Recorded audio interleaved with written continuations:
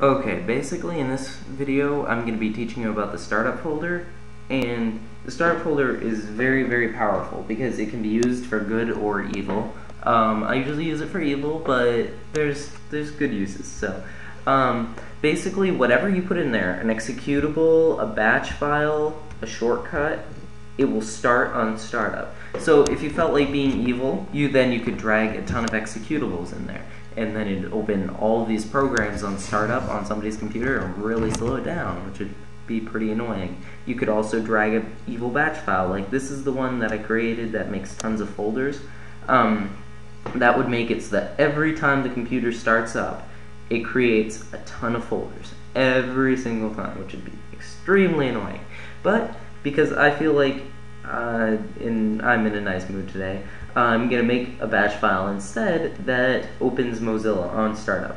Maybe you're sick of your computer starting up and everything, and then you have to open Mozilla because you're an extremely lazy person. So we're just going to use this extreme example. You can open the command prompt to make this batch file, but I like using text editor or Notepad, same thing. So echo off is always there, and then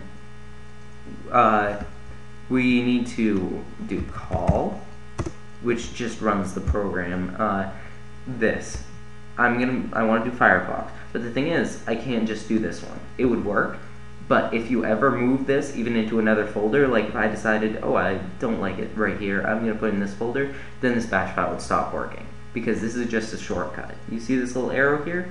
That means that this isn't the actual executable for the program. This is just a kind of picture of it that points to where it really is. So that's why I hate using shortcuts. So we're going to find out the origin of the shortcut. All you have to do is right click on it and properties. Now you see this target? That means that's where the origin of it is. And you can see that that's in the program files. This is the actual executable. Unless you uninstall the program, that's not going to move. So this is what you want to use. And if you did this with any program, it's the same idea. You want to get the one that's in program files.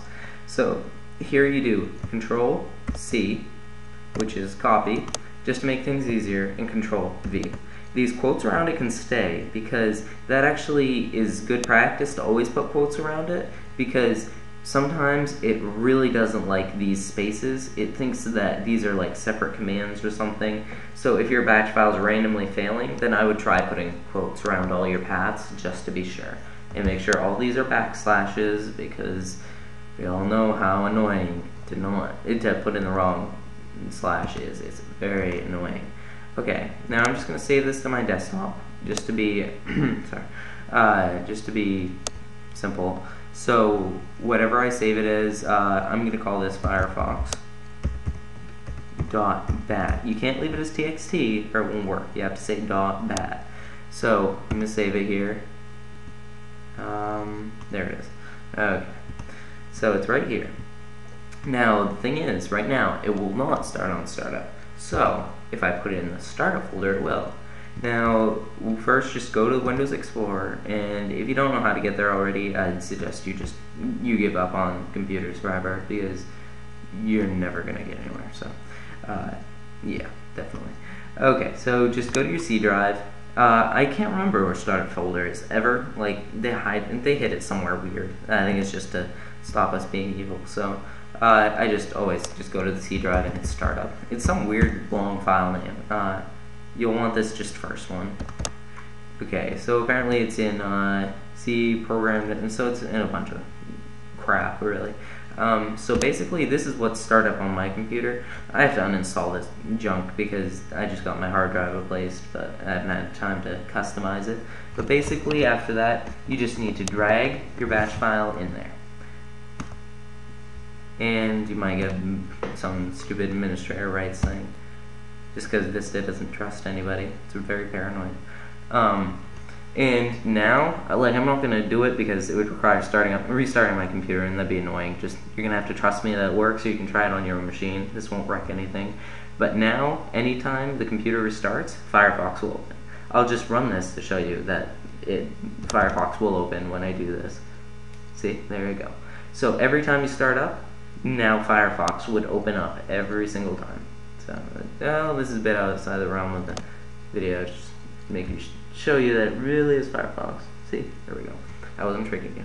So it's a good thing to know, and any mean thing you make or something that you want to make it run every time or something like that, then you can put it in the startup folder, and then you don't have to worry about anything. Like, it will always start, and there's different things to do with here. Like, I'll use the startup folder quite often, and you'll see some different uses for it.